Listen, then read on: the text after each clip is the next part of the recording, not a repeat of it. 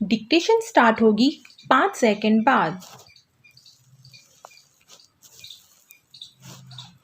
इस महामारी ने लाखों लोगों की जिंदगी छीन ली तो करोड़ों लोगों के सामने जिंदा रहने की चुनौतियां भी बिखेर दी हैं।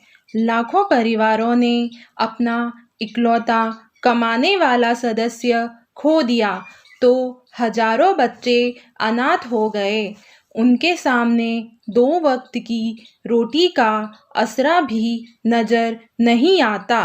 इस महामारी के मारों में ऐसे भी बहुत सारे लोग हैं जिनका गुजारा बाजारों, सड़कों, बस अड्डों, रेलवे स्टेशनों, समुद्र तटों के किनारे लगी रहने वाली भीड़ की वजह से चल जाया करता था। मगर कोरोना के चलते भीड़ भाड़ पर रोक लगी और सैरगाहों में सन्नाटा पसर गया तो उन जगहों पर अपना हुनर दिखाकर कुछ कमा लेने वालों के लिए 2 वक्त का भोजन जुटाना मुश्किल हो गया। इसका ताज़ा उदाहरण तिरुवनंतपुरम का एक दिव्यांग गायक है जो बस अड्डे से लेकर समुद्र तट तक भीड़ भाड़ वाली जगहों पर पुराने गीत गाता और सैलानियों से मिली बख्शीश से अपना गुजारा चलाता था। कोरोना के चलते सैलानियों का आना बंद हो गया तो उसकी कमाई का जरिया भी बंद हो गया।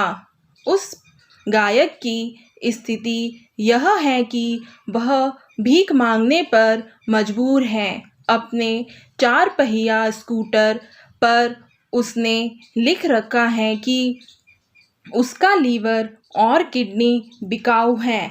उसके भीतर के गायक ने दम तोड़ दिया है। वह कई दिनों से भूखा है। कृपया उसे दान दें।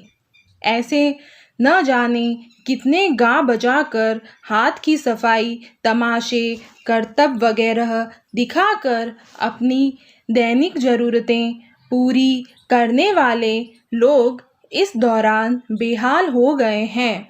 जिन दिहाड़ी मजदूरों, रेहड़ी पटरी पर रोजगार करने वालों के काम छिन गए और उनमें से लाखों अपने पैतृक घरों को लौट गए।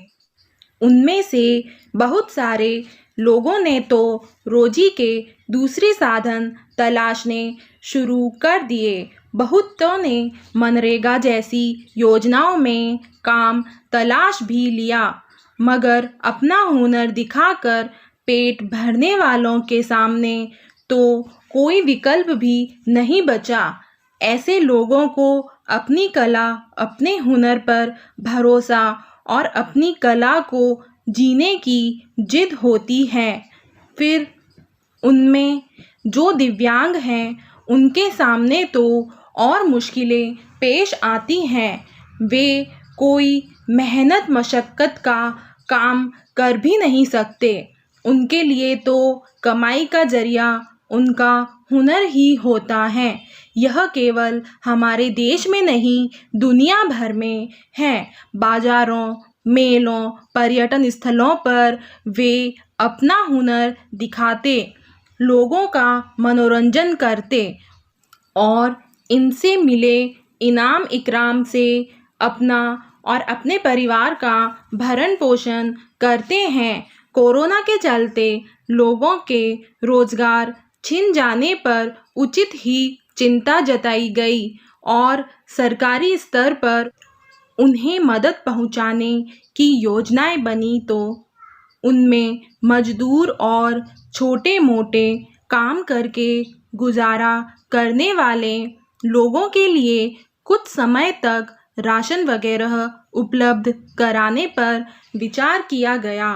मगर जो अपनी कला, अपने हुनर के बल पर स्वाभिमान के साथ जीवन गुजार रहे थे, उनके लिए शायद ही मदद की अलग से कोई योजना बनी। तिरुवनंतपुरम के बदहाल गायक के बारे में सोशल मीडिया पर सूचना प्रसारित होने के बाद वहां के परिवहन मंत्री और विधायक उसकी मदद के लिए आगे आए हैं। अगर उसने अपने स्कूटर पर अपनी स्थिति बयान न की होती तो शायद उसे यह मदद भी न मिल पाती, मगर उसकी तरह भूखमरी झेल रहे लाखों गायकों, करतब दिखाने, लोगों का मनोरंजन करने वालों और बजिद अपनी कला के साथ जुड़े लोगों को मदद कैसे पहुँचे, इस पर गंभीरता से सोचने की ज़रूरत है। डिक्टेशन यहीं समाप्त होती है। आई होप आपको ये डिक्टेशन अच्छी लगी, तो आप इसकी प्रैक्टिस कीजिए और इसकी PDF के लिए मेरे टेलीग्रुप को ज्वाइन कीजिए, जिसका लिंक आपको नीचे डिस्क्रिप्शन बॉक्स में दिया हुआ है। Thank you.